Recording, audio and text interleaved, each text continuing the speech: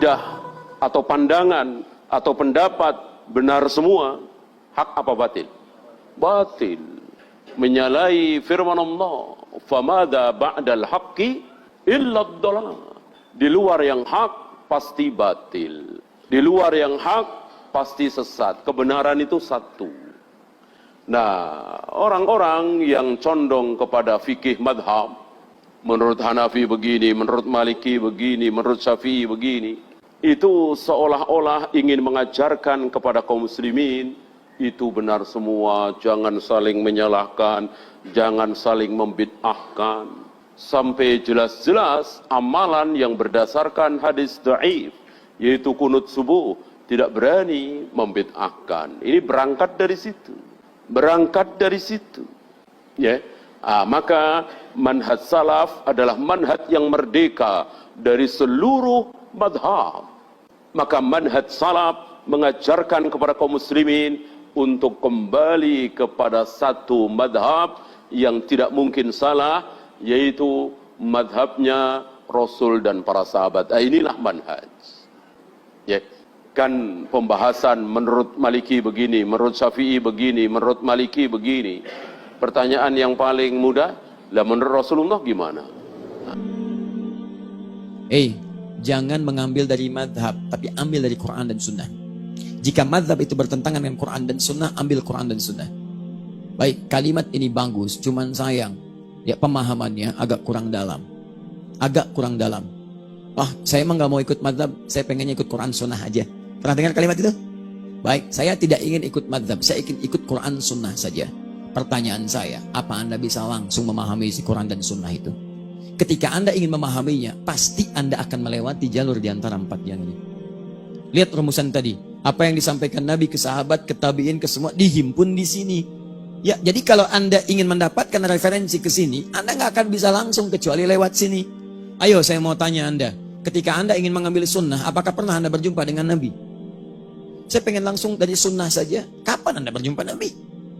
Mimpi aja belum tentu ketemu Nabi. Ya, ada kok dari Al-Bukhari. Al-Bukhari saja jalurnya lewat sini. Al-Bukhari itu madhabnya Asy-Syafi'i. Asy-Syafi'i belajar beliau, jadi mengambil referensi dari sini. Bahkan beberapa hadisnya diambil dari Al-Muwatta'nya Imam Malik. Imam Malik menulis kitab Al-Muwatta', kitab hadis pertama. Isinya 100.000 hadis dari 1.000 riwayat. Konon dituliskan sebanyak 40 tahun. 40 tahun dituliskan, disampaikan Al-Muwatta', kitab pendahuluan. Hadis-hadisnya dikumpulkan. Al-Bukhari pun mengambil sebagian dari sini. Jadi Imam Al-Bukhari saja mengambil riwayat dari sini. Ada orang mutaakhirin sekarang berkata ikutilah Allah dan Rasulnya, tidak mengakui imam mazhab yang empat, mengikuti imam tersebut. Penjelasannya Pak Ustaz, jangan ikut Hanafi, jangan ikut Hambali, jangan ikut Maliki. Lalu ikut siapa? Ikutilah saya. Dia sebenarnya sedang membuat mazhab baru. Jangan kau ikut Maliki, jangan kau ikut Syafi'i, jangan kau ikut Hanafi, jangan kau ikut Hambali. Lalu yang kami ikut siapa? Marilah kembali ke Quran dan Sunnah. Siapa yang sanggup? Kalau ada yang mengatakan mari kembali ke Quran dan Sunnah, orang Pekanbaru ini, tolong jumpakan sama saya mau nengok dia gimana cara kembali ke Quran dan Sunnah. Ternyata setelah dia ngomong, mari kembali ke Quran dan Sunnah, mari kembali ke Quran dan Sunnah, mari kembali ke Quran dan Sunnah, ujung-ujungnya kembali ke Quran dan Sunnah melalui kitab Syekh Abdul Aziz bin Baz, Syekh Ibnu Utsaimin, Syekh Al-Albani, tetap juga bermazhab dengan guru-gurunya. Yang nggak sanggup kembali ke Quran, langsung megang Quran. Mari kembali ke Quran dan Sunnah. Coba Bapak baca Al-Quran, buka. Kok tahu Bapak artinya? Nih, terjemah Depak.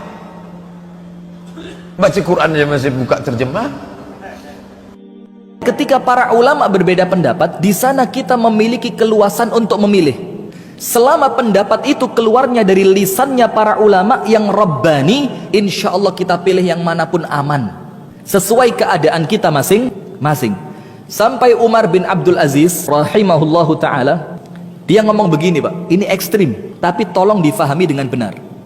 Umar mengatakan begini, Umar bin Abdul Aziz ya, ala wa inni la uhibbu law anna sahabatan nabi lam yakhtalifu.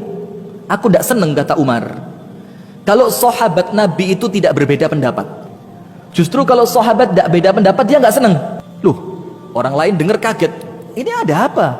Bukankah kalau mereka tidak beda pendapat semakin ringan kita, tidak bingung milih? Apa kata Umar? Justru saya senang. Kenapa?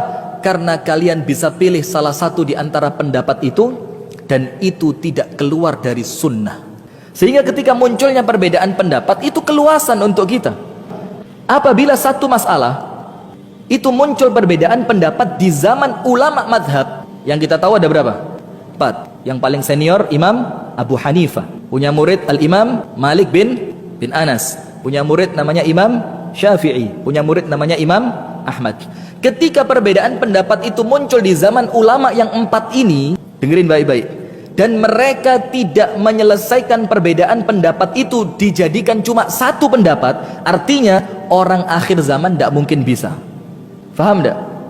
Orang sehebat mereka saja tidak mampu menyelesaikan masalah ini. Bukan tidak mampu, karena memang mereka ngerti tidak mungkin diselesaikan. Mereka saja berbeda. Kalau mudah diselesaikan, Pak, maaf ya, tidak perlu kita, Pak, mereka sudah selesai. Kalau memang bisa, kita tarjih, kita pilih yang paling kuat. Pinter mana Ustadz kita sama Imam Syafi'i milih yang paling kuat itu loh. Kita pilih yang paling mendekati amalan Nabi. Loh, milihnya antara Ustadz kita sama Imam Malik pinter mana? Maka pendapat itu apabila memang ada kemungkinan dijadikan satu, maka sudah jadi satu di zaman mereka. Kita nerima mateng sekarang. Tapi masalahnya orang akhir zaman kurang adab. Sesuatu yang tidak selesai di zaman ulama madhab yang pinter-pinter, ahli ibadah, wara', ilmunya mumpuni, itu sok mau diselesaikan di zaman kita. Nah artinya sudah, ini finish, sudah selesai. Ngomong kunut, tinggal antum pilih. Antum pakai pendapat yang mensunnahkan atau yang tidak mensunnahkan, selesai. Karena dua-duanya berpedoman pada pendapatnya para ulama. Zikir ba'da shalah, tinggal pilih saja. Tidak usah, karena semuanya punya landasan pendapat ulama masing-masing. Tinggal dipilih saja, sudah. Ini sudah finish. Nah yang jadi masalah sekarang, kita katakan begini, ini kesalahan ini, ketoe bener. Apa ketoe itu? Nampaknya bener, tapi maaf ya, saya kan dari Eropa, jadi ngomongnya bahasa Eropa. Sudah, nampaknya bener tapi salah. Contoh gini, ini maaf ya, saya usaha untuk senantiasa objektif. Ente ikut Imam Syafi'i atau ikut Rasulullah? Ada gak pendapat begitu? Pertanyaan begitu ada? Ente ikut Syafi'i apa ikut Rasulullah? Banyak begitu. Jawabannya apa? As-su'al fi nafsihi khata'. Pertanyaan ini dari pertanyaannya sudah salah. Karena seakan-akan kalau mengatakan ikut Imam Syafi'i atau ikut Rasulullah, seakan-akan Imam Syafi'i tidak ikut Rasulullah. Ini pertanyaannya sudah salah. Atau begini, ana mau tanya sekarang, kalau bermadhab itu boleh. Imam Syafi'i madhabnya apa? Betul juga ya. Imam Syafi'i madhabnya apa? Imam Malik madhabnya apa? Yang paling senior Imam Hanafi, pencetus madhab pertama, madhabnya apa? Saya tanya loh ini. Madhabnya adalah Al-Quran dan Sunnah, betul. Tapi kemudian membandingkan orang awam di zaman kita dengan Imam Syafi'i, Imam Ahmad, Imam Hanafi, Imam Malik yang tidak bermadhab, kemudian membentuk madhab sendiri, itu kesalahan fatal. Jadi mengajak orang untuk tidak bermadhab, dalilnya ulama madhab tidak bermadhab. Loh, itu ulama madhab pinter, ngerti dalil, faham, mujtahid mutlak. Baca hadis langsung ngerti ini kebawanya kemana, mutlak, muqayyad, am, khos, ada pembandingnya, itu faham. Maka kalau kita di akhir zaman tidak boleh bermadhab, syekh mudhik hadha, lucu ini. Madhab itu meringankan.